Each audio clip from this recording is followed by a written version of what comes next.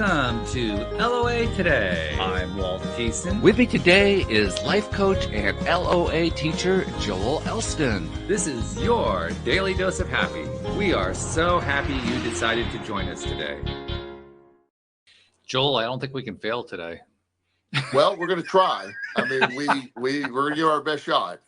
Well, the reason I say that is that's the topic today. So even if we're talking about failure, then we haven't failed because that was the topic. Exactly. And as you know, that's one of my favorite sort of concepts about failure. I had to adjust my perspective of failure years ago, and it changed everything for me.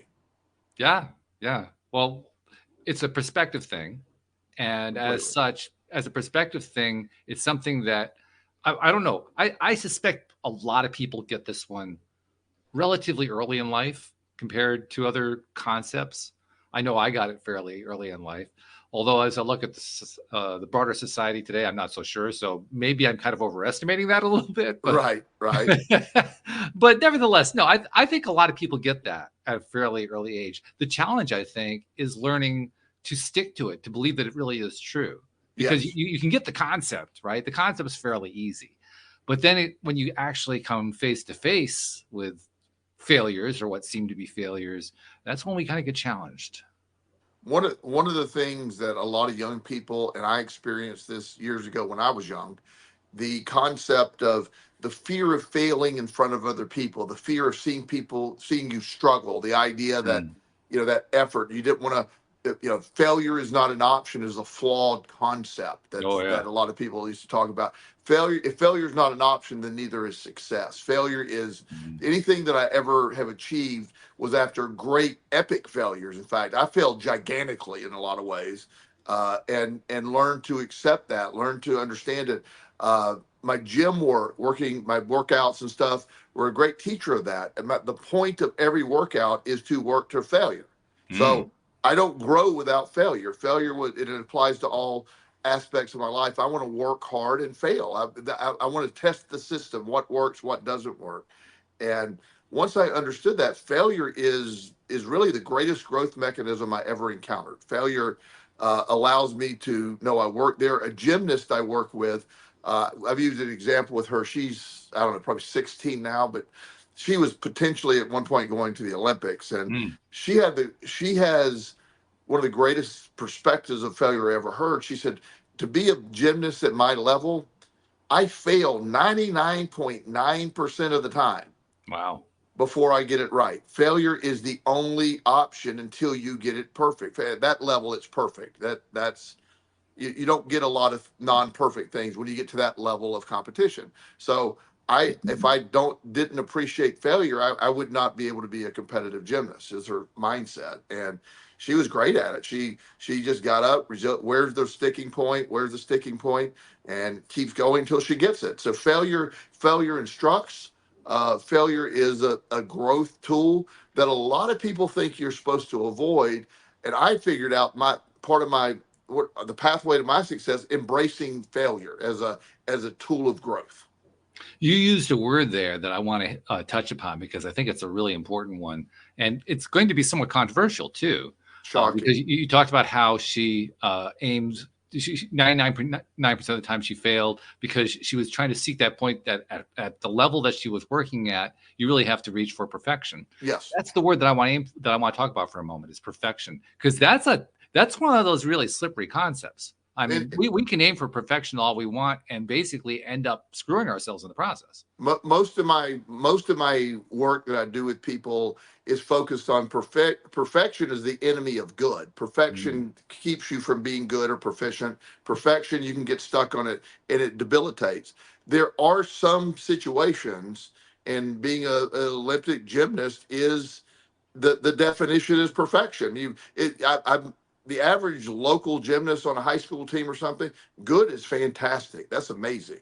But to go compete in the Olympics against the best in the world, it is perfection. And that's just, there are going to be cases of that. And we're not talking about the average person. So this is just one area of where perfection is the goal. Perfection is necessary.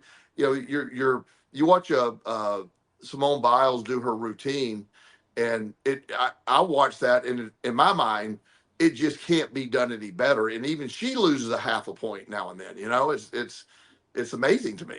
Well, let me propose an idea to you. Instead of aiming at perfection, what if we're aiming for joy or for beauty or for wonderful creation? Well, I mean, that would be, again, that would be for the average everyday what we're after. But when you're going to be taught, I can't imagine a gymnast going, I'm going to really work on beauty today. And Well, understand how I'm using the word beauty here. I'm talking about the beauty of the routine, the beauty yeah. of what they're doing. I know, but I'm talking about this girl's mindset. That's how she grew up with. And I'm not saying it's a good thing. I'm just saying. Yeah, I get you. Yeah, yeah. I'm just trying to zero in on it. Yeah. She is going to. They are taught from such a young age that this perfection is the point in this, and it is. And nobody ever obtains it. I think one or two people have obtained it by definition over the years, but for the most part, it isn't really perfection. There's some people that you go in and you are looking for the beauty of it or the love of the sport, and there's a lot of sports you can do that with. But when you're looking at, I look at every individual situation based on every individual person. I also wouldn't want to be this young lady. I mean, the stress on her life is outrageous, and it's not a quality. I'm not a good concept for the average person. But when you understand that's how they're programmed, and it is so. I work with a lot of NFL players, and they don't. There's really no way to be perfect in the NFL. You got to be great or good or whatever, but perfect is just something. Baseball. I kid you about baseball, but baseball, if you hit the ball, 1 out of 3 times for your entire career, you're going to the Hall of Fame. You're a Hall of Famer, yeah, right. Yeah, and so that's far from perfection. So there's so there's a lot of it that you do, but for me, the bigger idea for me with failure, and I've never have really had a problem operating with perfection, just because I've never considered myself perfect. Or the ability to be perfect, really, to be honest with you. I know my skill set is resilience, hard work, and getting really good at something. I'm really good at my career. I'm really good at the stuff I do. I don't know. I don't know. I also like to try things that don't work. I like to try different concepts.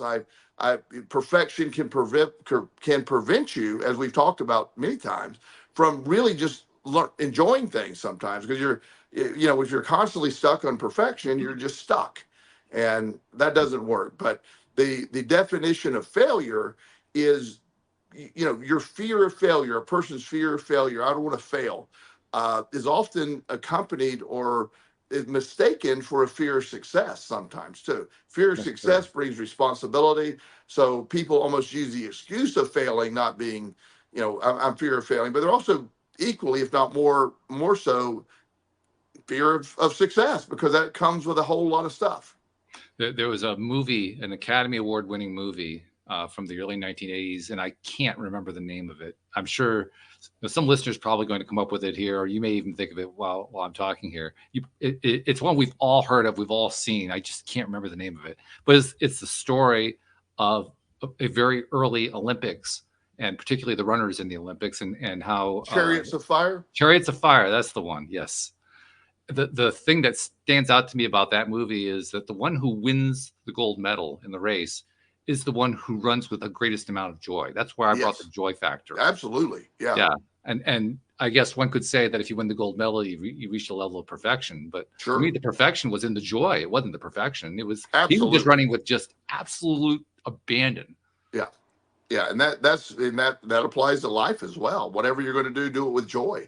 Yeah. And it certainly is. But when you hear the word failure, there's certainly, for most people, a negative connotation to that. And I have reprogrammed failing or failure to be a very positive thing in my mind. So when I think of failure, I think of growth. I don't think of negative. I think of growth. So that's another important concept to bring in here. The idea that when we talk about failure or success, we so often have negative or positive emotions associated with negativity, with failure or success. And that's a key. That's really highly key. That's really that's the source of the whole issue, I think. Absolutely. Yes, I agree with you. Right. Because when we're so focused on, oh, is it the right thing? Is it the wrong thing? Is it really good? Is it really bad? That's when we crush ourselves. I mean, you could throw perfection out the window at that point. Oh You're yeah. lucky if you can even reach average, just Yes. because Yeah. just because of that mindset. Yeah. That when you understand how the brain learns, neuroplasticity is most increased after failing. Mm. I don't know if we've ever discussed that on the show, but Just a there's few a times, yeah. there's the brain learns. Failure instructs the brain, and it's more open to learn after failure. That feeling of failing opens the brain to say, I don't want to fail again, so let's do it better.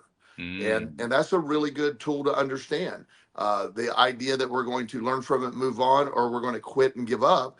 The reward is in failing is to learn from it, understand it, be able to get good at it. When you watch somebody, um, I'll always love it when I see a young person come in the gym, 13 or 14 years old, never touched a weight in their life, and they're so awkward on the bench press, or they're so Sure. awkward on the thing, and they're looking around at all the big guys, all the strong guys, and they're like, Right. I'm embarrassed, and I always make it a point to go over to explain to them every single person in the gym that you're looking at, gigantic guys, strong guys, are set right where you're sitting. We all wobbled when we did our first bench press. We all, we were felt weird because we're only doing the bar and everybody else is doing a lot of weight.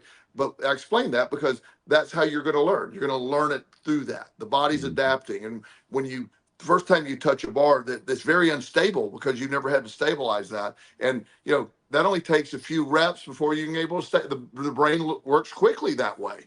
Mm. So there's relieving yourself of the fear, not just the fear of failure, the fear of people seeing you fail Yeah. is one of the things that drive. I know a lot of people that don't try because they don't want to appear to be, oh well, I don't want people to see me as a failure, so I'm better off not trying. The perspective, or somebody that I don't want anybody to know I'm struggling. Mm. And I embrace the struggle. I embrace it. Struggle saved my life. Struggle made me strong.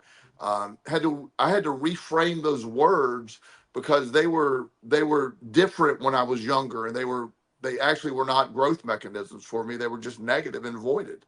I, Versus being able to reprogram myself to expect I'm a product of failure. I'm a product of struggle, and I say that with complete confidence and not in any way negative. I broke through it. I think a key portion of this part of the conversation is how do we feel about what we're experiencing? Yes, I mean, that's really what you're describing. You're describing absolutely. somebody who is concerned about what somebody else is thinking, concerned about how they look, all that kind of thing, which we've all been through. We all know what that's like. But at the end of the day, it's literally giving our power away by believing that it doesn't matter so much what we think or what we feel inside. Right. And Completely. that includes all the all the shakiness, all the scaredness, all that, and which it's all totally legitimate feeling to have. But by the same token, there's also the possibility, and this is where I think it gets really interesting. There's also the possibility that we can find a different way of thinking and feeling about it. That literally that's open to us as an option. Because Absolutely. right when we're dealing with that kind of stuff, that's probably the last thing that occurs to us. Well, I think, as you know, I believe every single thing in life is perspective based. Everything has a perspective that you can reframe and adjust, and that's not just limited to our conversation today, but reframing and perspective adjustment allows the body can adapt, the mind can adapt, and look at things from a different angle, and that's really important. Yep. No doubt about that. And don't mind me, I'm playing. Somebody left a comment up, and I wasn't really interested in the comment. I ended up throwing it up on screen by accident, but ignore me on that Yeah, no problem. So, you have we, not you, we as human beings have, you're programmed with certain things. And, I had a conversation with Justin's doctor earlier today. Justin was at the doctor just for a checkup, and him and I are friends, and we talked, and, he was talking about this particular set of young people that went through COVID and the anxiety and all the other stuff that they're having symptoms of the social problems that took place during COVID. He sees Mhm. that really across the board. all the kids, the junior high and elementary kids weren't that much affected, but junior high and high school kids were definitely affected. Oh yeah. And it's affecting how they look at things. The perspective, the whole COVID thing. This is not political. Somebody will probably try to make it that way, but these days, I mean, we're in a cycle right now where everything's going to be political. So exactly. Good luck avoiding it, yeah. So, but regardless of whatever happened, the fear that was espoused or spoken about during COVID was so damaging. The way the newspaper reported. Oh yeah. Today we had 100,000 people die from COVID, and I don't remember that exact number that day, but something like that. Failing to mention 600,000 people completely had recovered by that point. Yeah, and that was key. I remember what we talked about that too. Yes, and so the fear suggested that things are and COVID was serious. There's no debate about that. I'm not trying to get on any of that concept, but the idea that the vast majority of people during COVID were healthy and we're going to survive it and move on. It was just it didn't mean that we don't need to take it seriously, but the idea that we were trying so desperately to scare everybody into it to a certain way of you have to do all this and you have to do all that.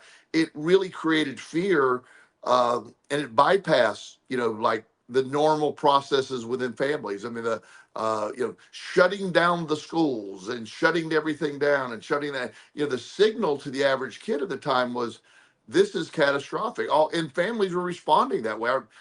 People with first week of the shutdown, nobody knew what to do. Yeah. And so we were making up as we went along, really. Yeah. And, and so again, I'm not griping and moaning about all that. I'm just saying that, with all of this, the experiences we have and that growth mindset of we're going to overcome this, we're going to do this, and failure is not an option is a negative thing versus embracing the struggle and all those counterintuitive or seeming opposite reactions to things are all meaningless in the sense that when you realize that we are here for our mission, we have whatever your purpose and whatever your life is. The only way that I have found success is through trying it, working through it, failing, adjusting, not giving up, keep going. I screwed up far more than the average person would in my 20s. That's documented. I have legal documents to prove that. So, and the idea that at 33 I was released from jail and I'm a convicted felon and I had nothing at that point. I failed gigantically there. And what were my odds of coming back from that? That's, I was told nobody comes back from that. Yeah. Well, that was, and is to this day, that was the general societal belief. You go through that, you're basically done. Your life is a wash up. Yeah. Which you completely disproved with your own life. In fact, I just use that as fuel. Like, well, somebody's about to do it. So absolutely. And that's how I did. And again, I'm not saying there weren't moments of down and, self-pity and all the other stuff early, but I was determined to, give it my best shot. And it worked. And I embraced the concept that we're talking about. So a lot of it is, just perspective, as we're saying. Perspective dictates a lot, and how you're taking these things, but failing and teaching our kids to fail. I explain, I've always spoken to my kids about failing and the benefit. You're never a failure if you don't quit. Failing only becomes a problem when you quit. The process of failing is instructive. The act of being a failure is when you just give up and it's over. That's when it gets really damaging. Yeah, that now we're zeroing in on what the hardcore stuff is. Yes. It reminds me of the conversations that I've had with you and with other co-hosts and so forth about the religious side, because when you look at what religions teach, religions are very often focused on what evil is and what failure is and what what sin is. Sin, that's a big one right there, right? Yeah. And it's an ironic thing because the way, especially in Christian churches, the way sin is promoted and pushed, it's a horrible thing. It's a terrible thing. You want to avoid at all costs. when you look at the origins of the word, it's you miss the mark. And like, oh, okay. So we're setting a pretty high standard here. Basically, you can never miss the mark. That's like a good luck with that one. Yeah. That's rough. And I won't make any commentary about the church or any of that right now. So, but I agree with you.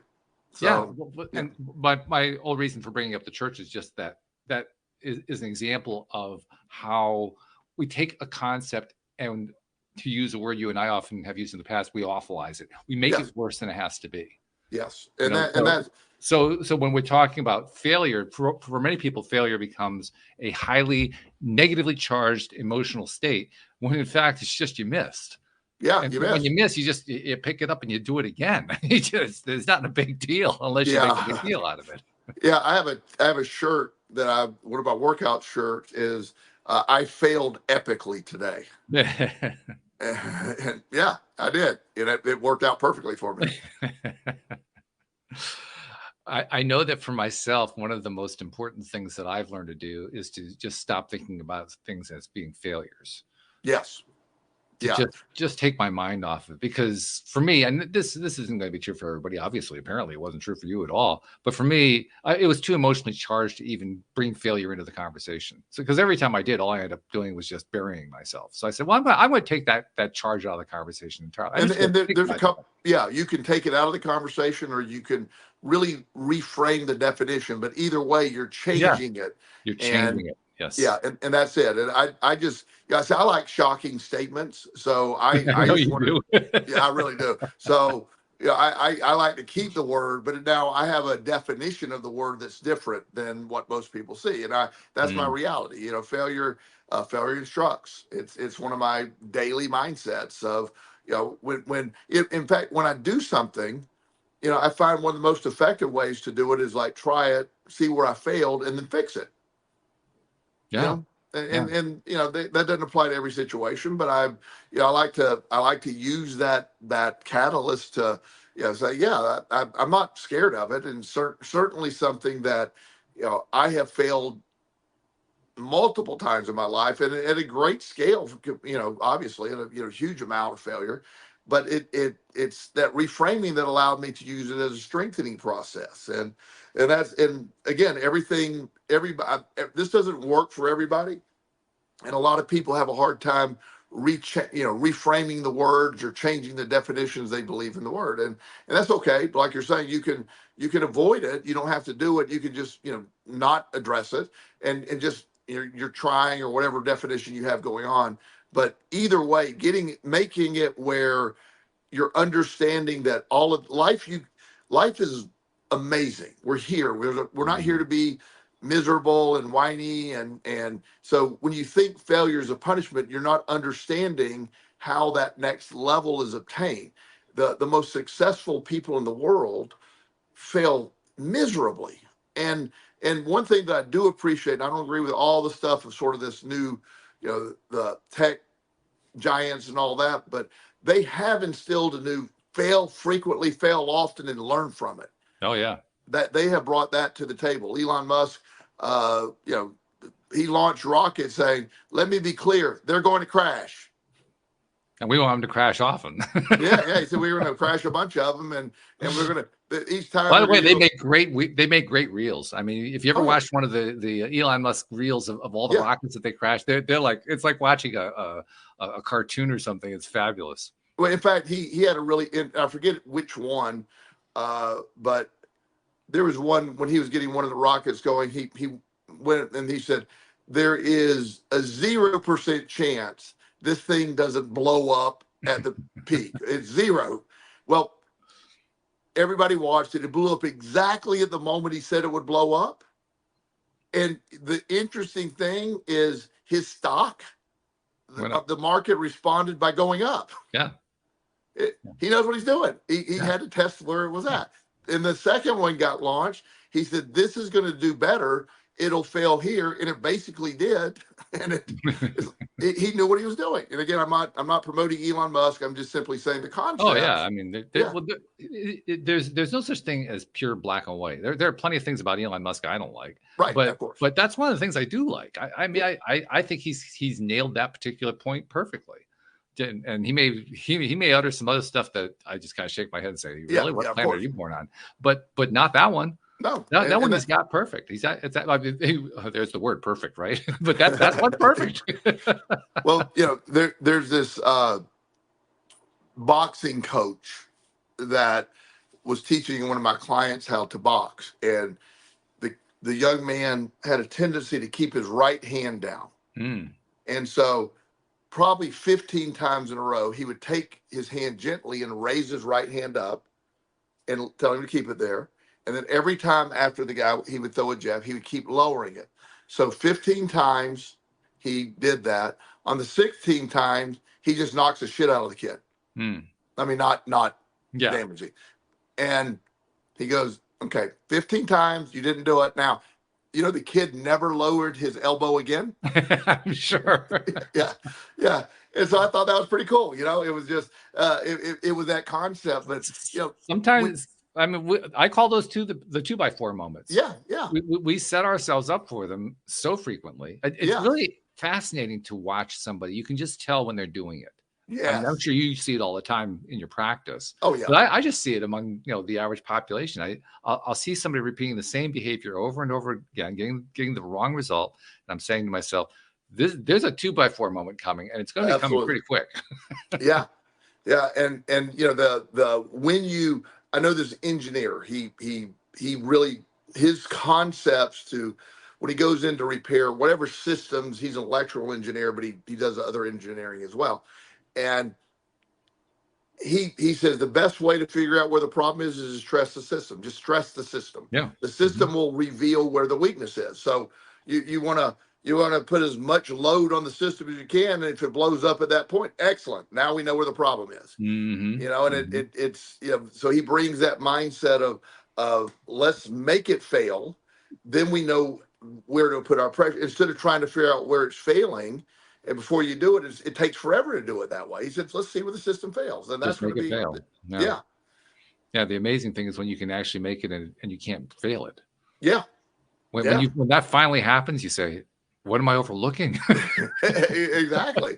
So, but it's like with anything else. I love this topic, and I'm not trying to be, but it's one of my favorite concepts. I really believe in it.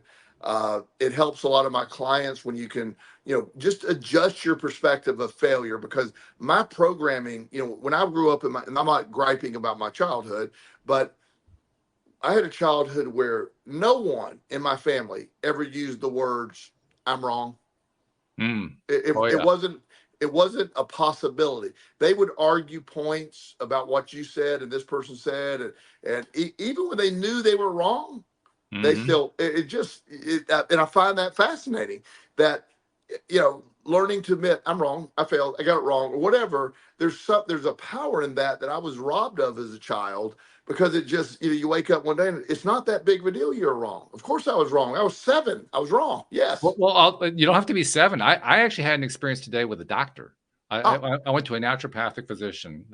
I've been dealing, I think the audience knows, I've been dealing with chronic headaches. And she's been trying to help me through with various nutritional approaches.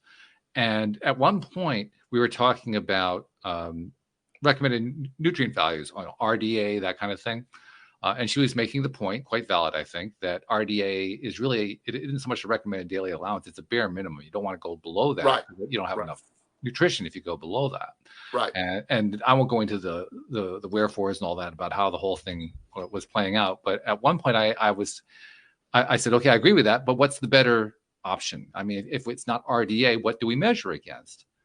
And she said something you don't get to hear from a doctor very often. She says, you know what? I don't know. I thought, whoa. Yeah. Okay. A doctor admitting she doesn't know something, and something pretty important too. Yeah. I was like, holy cow. I was impressed by that.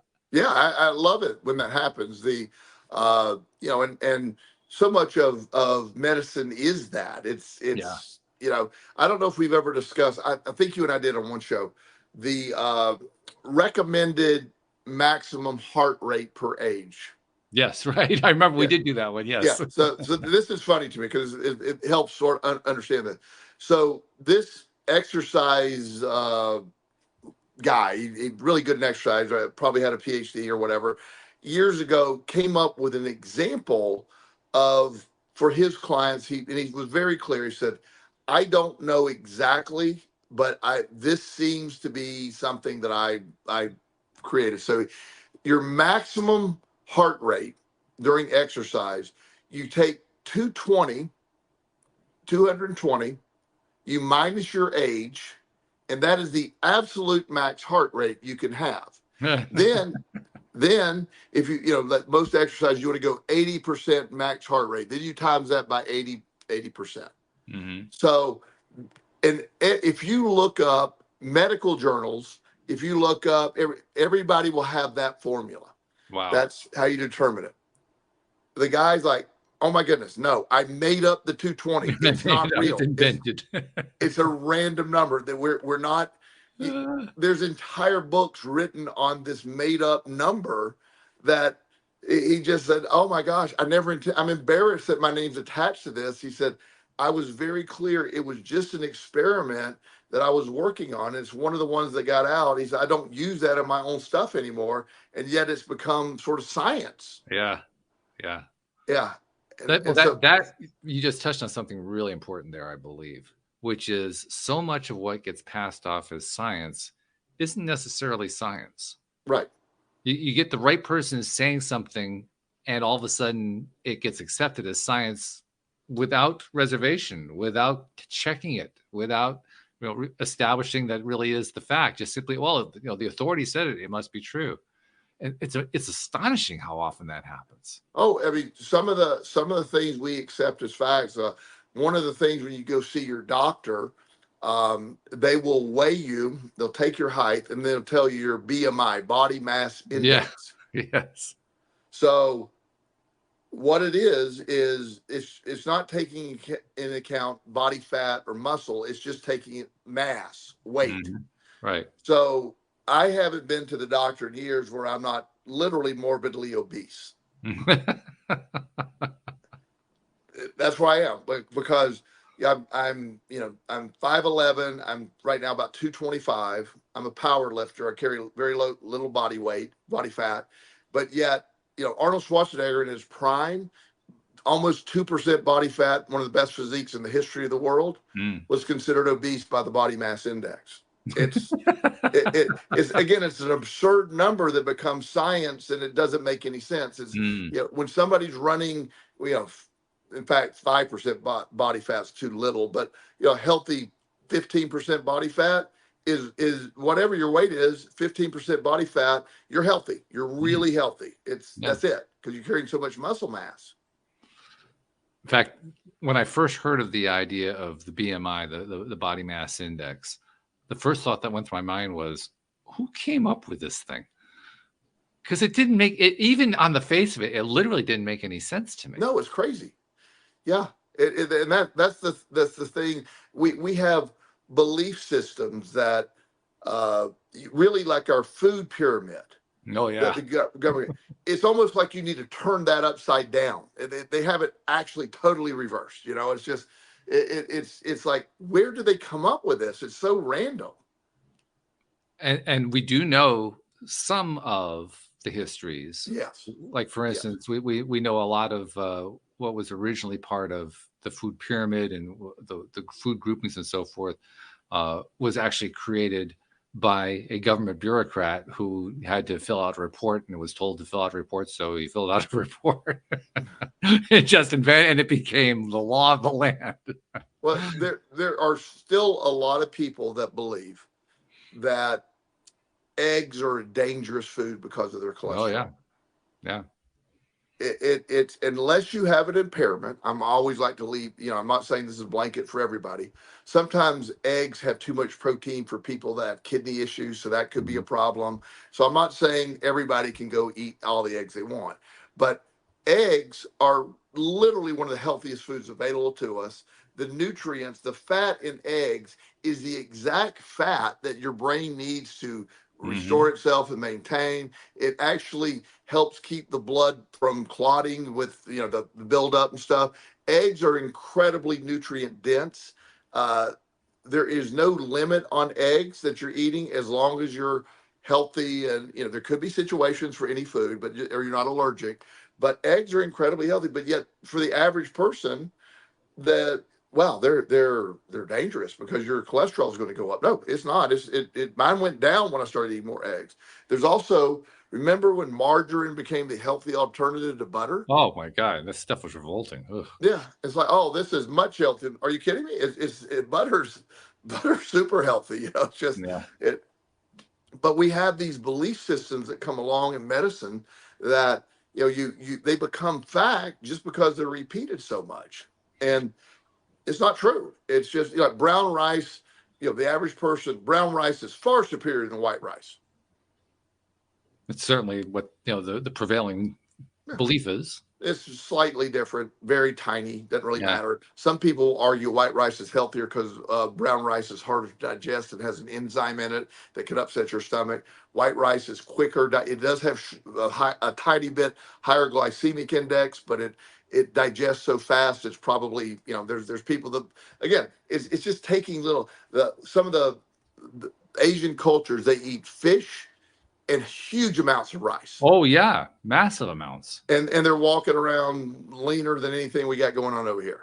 Yeah, exactly. So again, but that's when science, quote unquote, we as people, humans, sort of tend to take things for a grain of salt, with a grain of salt, and believe it. Like, oh well, like the whole concept of antidepressants, and on the label on antidepressants, I'm not being controversial. It literally says, Walt, we do not know how this works. It does. Here's what we think, but we have no proof of that. Nice. It's nice to know there's a little bit of honesty going on. That's but it's like, oh, okay. So wait a minute. Can we circle back to we don't know, but we don't think? know. You're giving somebody something that messes with brain chemicals, and you're just sort of, oh, let's cross our fingers. This might work this way. Well, you mentioned eggs, and it's actually very poignant because I even announced it here on the show. I went through some food sensitivity testing. Sure. And eggs came up on fairly high, medium to high on my my list. Yes. So I've been actually eliminating, not because of cholesterol, although my ND is also really sensitive to the whole idea of eggs with cholesterol, but that wasn't really the issue with me. The issue was simply a food sensitivity that we were trying to eliminate to see if it would alleviate headache. Right. And another thing that was really big on her list with me was I like to drink milk, and she wanted me to stop milk entirely. Well, I got rid of the eggs and I stopped the milk entirely. And that was in August. By September, I had declined. I was worse. My headaches were worse. They were more pronounced. I was less productive during the day. I was having to sleep longer, just trying to deal with all this stuff. So I brought the milk back in, and I also made a few other changes too. And the headaches improved. They didn't get great yet, but they got back to the level they were at before. So they improved. And so I said to myself, well, yeah, so much for the theory about milk, because I'm getting exactly the opposite result from what she was suggesting. And today I met with her, and I mentioned how she admitted there was something that she didn't know about. Well, one of the other things that came out of the conversation was she agreed. I'm not really showing actual real world signs of egg sensitivity. She did recommend that I challenge myself. That was the way she described it, that I challenge my body by, if I want to find out whether I really can handle eggs, for like one day, give myself 3 helpings of eggs or something like that, and see how I tolerate it. And if I tolerate it okay, then I would not necessarily go back to 3 helpings a day of eggs, but simply I can start incorporating it back into my diet. So I'm going to start doing that. I'm actually pretty sure it's going to be okay, because I used to have eggs every day. Yeah, it's not like this is a new thing for me. But the body again, the human body is amazing, and the individual response for everybody. I'm never going to say blanket across the board. This applies to everyone. Mm-hmm. So food sensitivities are real. Also, sure. I know very well that some people will test positive for food sensitivities, but really have no real tangible reaction from some of the sensitivities. Mm-hmm. So and she acknowledged that, by the way. Yeah. The doctor acknowledged that. Yeah. Today. So I see that with the food. So a lot of it, I'm more inclined. Did this basically come from nature? Is it food? Is it real food? Then generally, unless you have food sensitivities or other conditions, you can pretty much eat it. You don't want allergies or any of the other stuff, but you want to be able to, like the idea that we talk about gluten problems for a lot of people now. The wheat and grains we use today don't remotely resemble the wheat and grains we used way back in the day. Yeah, very different. Very different. So it's not the same. Bread's been around for years, but industrially, commercially made bread and gigantic things, all the additives to make it last longer. Bread, when you cook it at home or you have a good, this is really good for you, really healthy, except for those carbs for me. But that's a whole nother thing. I can eat like 2 loaves of homemade bread in one sitting too, with a whole stick of butter too. I mean, oh my goodness, yes, yeah. It's very fantastic. dangerous. Yeah, very dangerous. So we don't do that. But my point is, a loaf of Wonder Bread has no nutrients left. It's been washed out. It's been bleached. It's white bread, and it's just basically sugary carbs with preservatives. Again, not great for you. Something occurred to me today. My dance teacher actually brought it to my mind the last time I had a class, which was a week ago, last Tuesday. She was talking about, she has 2 boys, one named Jack, one named Daniel, which is kind of interesting, Jack, Daniel. But Wow. The 2 of them are typical kids in that they basically have 2 foods they like to eat: chicken McNuggets, or chicken nuggets anyway, and peanut butter. Yep. And that's pretty much it. And I thought about that both when she was talking about it and afterward. I realized, there's a very small nutritional profile going on there. Yes. I mean, if you look at that in terms of RDA or anything else, they're not. There's a whole lot of stuff they're not getting enough of. Right. And yet, amazingly, they continue to grow. Yep. How the hell does that happen? Well, first of all, the human body is amazing. It really is. It can manufacture things. It can do things, and but there are a lot of nutrients it can't manufacture in theory, according to what medical science tells us. And they're not in the McNuggets, and they're not in the peanut butter. I mean, but the body's obviously coming up with them somehow. Somehow, how is it doing it? Yeah, that's one of the great mysteries. I know. When you get very narrow food choices, it can really. But I see kids with very poor diets grow great. Yeah. And then I try to introduce, like with my kids, they're going to lean towards certain foods, but I always try to get any supplements I provided were always natural, or like I sent you my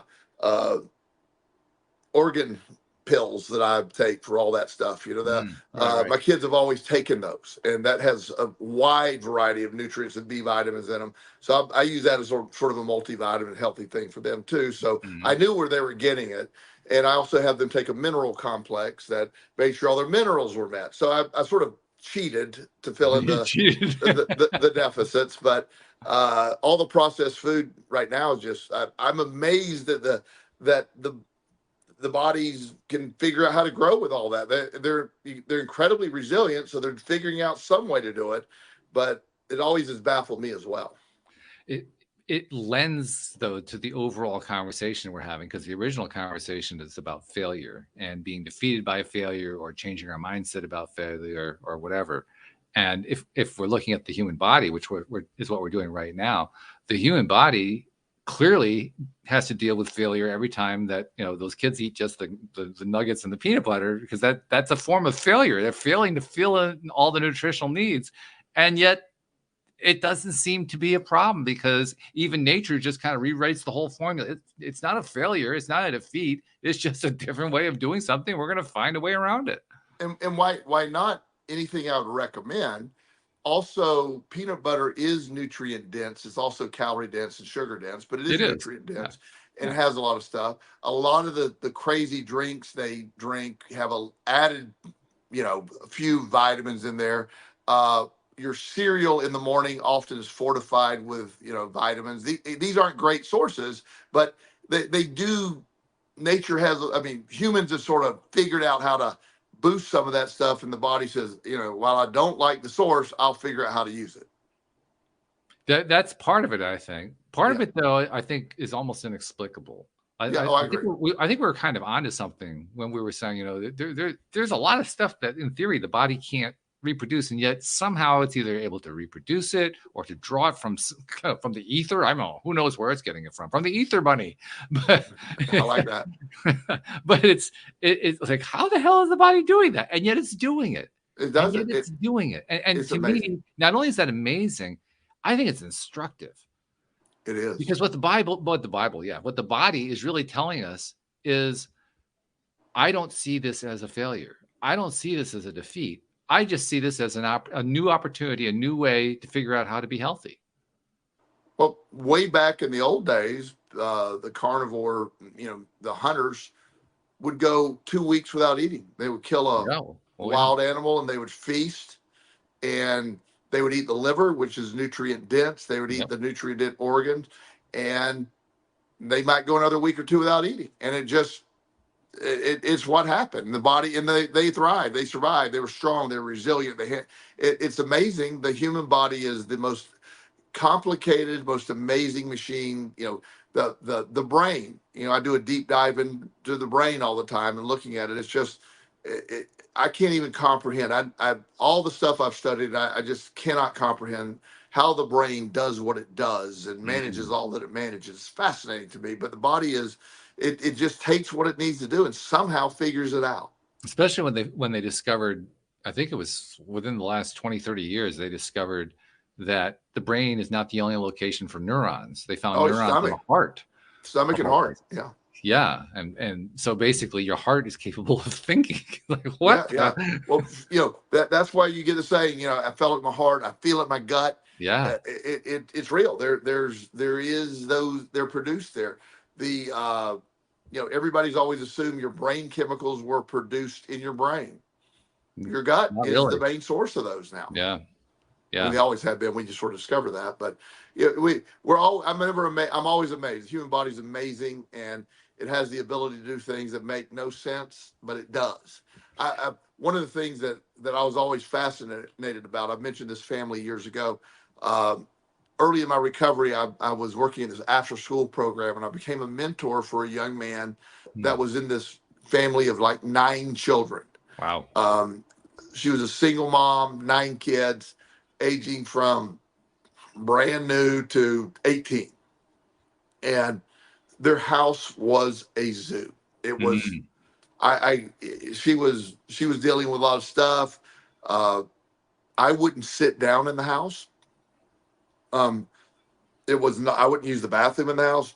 And after I left, I would stop at the gas station and wash my hands after being in the house. It was deplorable conditions, and the social services was involved. They were helping out. There's spoiled food in the refrigerator. Flies. I mean, just, I don't want to.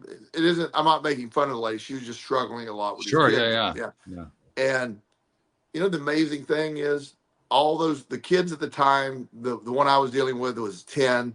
He had a brother who was 5, another younger brother who was 4, and those kids, and one other brother a little older, like, was 12. They all had perfect attendance at school. They never got sick. Wow. They never got sick. Their bodies had to fight off the most, it just, just to live in those conditions, the immune system was amplified. I really believe that. That's, nobody's ever told me that doctor-wise, but perfect attendance at school, these kids were never sick. Never sick. Yeah. And the conditions they grew up in, I think the body said, well, this is all we got to do. So it kind of makes me wonder. I mean, we were talking about perfection earlier. One of the things that I've thought about is we can make the argument that in many ways we abuse our bodies. Yes. Well, some of us really abuse our bodies, but to one degree or another, we all, even in a little way, we tend to abuse our bodies, even if it's just in the way we eat. And as of course, because I've been dealing with the headache issues and trying to resolve those, I was looking at, what does my own diet look like, and trying to understand what the nutritional profile was, because it turns out none of the doctors have any clear idea what the nutritional profile is. They can tell you what the individual nutritional profiles of certain foods are, but the overall diet, they just, that's where the whole concept of a balanced diet comes from. They don't have a better way of presenting it and examining it. So they say, well, you just want to balance everything out. Right. It's kind of a way of just like covering the whole thing over and saying, I don't really know, but we're just going to leave it like that. Yeah. It's amazing what we don't know in that arena. There's a ton. Yeah. And another thing that I find fascinating is a tomato, for example. nutritional density of a tomato was about 1/3 of what it was 25 years ago, because the way they plant, we're depleting the soil. They're all, so you're getting these, not, they I'm not opposed to, you know, combining two strong tomatoes to make a more resilient tomato. I'm not saying that's a negative thing, but our soil is so depleted, and our farming techniques are, there, and you have to have it for the masses. I'm not critical of that. I understand how that works, but you get these tomatoes, and you cut into it, and it's like, the tomato is very healthy, but when you're getting 1/3 the nutritional density of 25 years ago, there's an effect there. And one of the coolest things, you can actually tell that now. You can do a test to demonstrate that to yourself. You get a commercially produced tomato and you get an heirloom tomato, and you cut them both open. The difference is stark. It doesn't take a scientist to figure it out. You look at it, it's like, whoa, okay, you can just see it. It's right there in front of you. The ultimate thing and it tastes different too. Oh, it does. I get, as you know, I'm an egg aficionado, and so I get eggs from this little store's homemade home store farm. I know the name of my chickens. I know all that I even know stuff. when you get it. You get it right after the podcast. Right after this show, I go and get it. So take a commercial egg. Sometimes I have to stop and get some commercially because I'm out. Crack it. It's this pale yellow egg. Yeah. Nothing wrong with it. It's fine. Mm-hmm. And then the one that I'm getting from the farm is this absurd orange red. It's intense. They taste different. If you're just, the eye test says there's something different between these eggs for sure. It's very obvious. Yes. Yeah. And so that's big, when you understand that. A chicken nowadays, because it used to be a chicken, is a much smaller creature back in the old days. Now these big, gigantic, plumped up chickens, you see, they're obviously they want the biggest chicken so they can sell all that. So again, they're everything's a little different. I'm not complaining and not whining and saying all this stuff. I'm just simply saying things are different. The way we grow food is different, and how our body responds to it obviously is going to be affected by that too. So there's many factors here. There are many factors, and I think there's a lot of pieces to the overall topic of success and failure and how we decide to look at stuff. Because I think you were kind of pointing to there, we can look at any of those food situations as either successes or failures. Sure. Depending on your viewpoint, right? We can look at it from the holistic, organic viewpoint and say, oh, well, the commercial stuff, that's a failure. Or we can look at it from the commercial viewpoint and say, oh, wow, it's a tremendous success. It's the same thing. It's just two completely different ways of looking at it. I know farmers that say, look, we have to feed a lot of people. I mean, there's people that need food, and I'm not saying it's great. It's just, to mass produce food, you have to mass produce it for the masses. You have to do it. It's not everyone, and I've heard this criticism of me. Not everyone can go to the private farm and buy 5 dozen eggs and all that. I acknowledge that. I'm not saying that's. I understand that not everybody has that option to them. There's people that are, where I live, I think I've mentioned this multiple times. I have, in any direction, there's a grocery store within 2 miles of my house. We have an abundance of we have no food insecurity in my area. Yeah. There's food everywhere. There's grocery.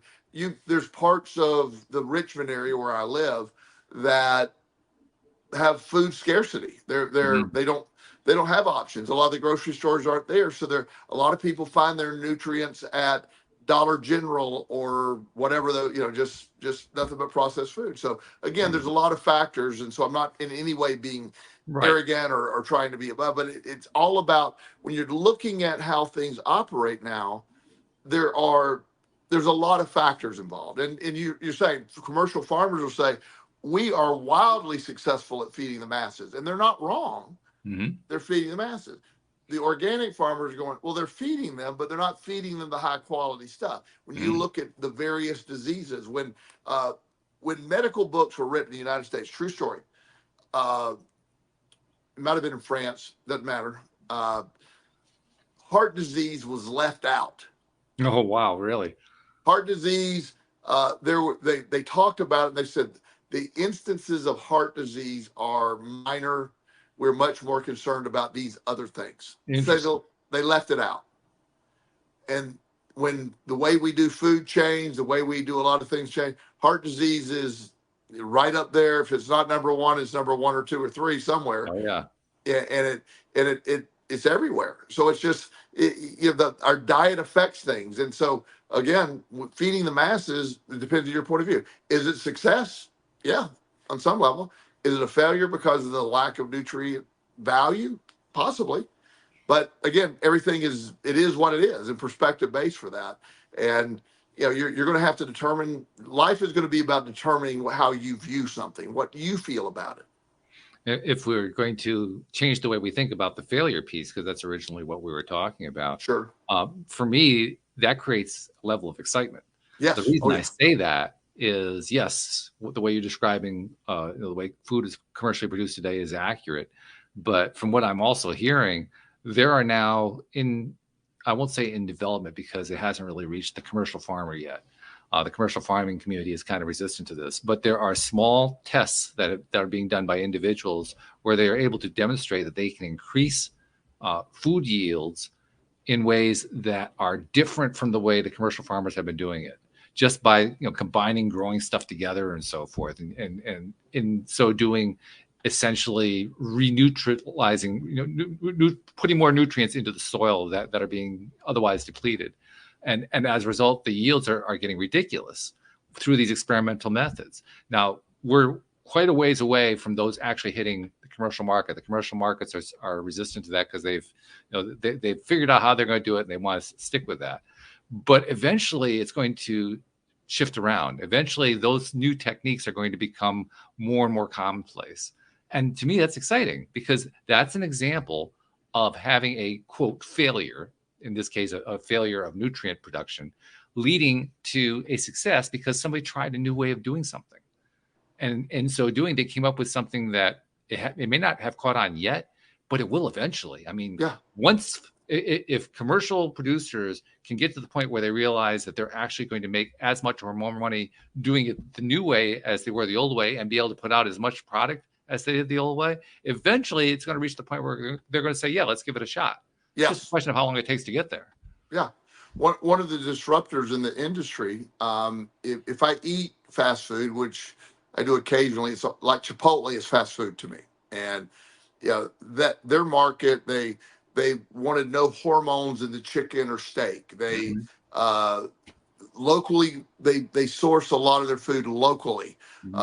And a lot of farmers don't like that because they only buy from farmers that meet their criteria of what their definition is, and they're a gigantic company now that are one of the most loved companies in America, and it's sort of the farmers don't like it because they dictate the environment. We're not buying from you because you don't do it this way, and that's pretty and that you can see the market be influenced by that too.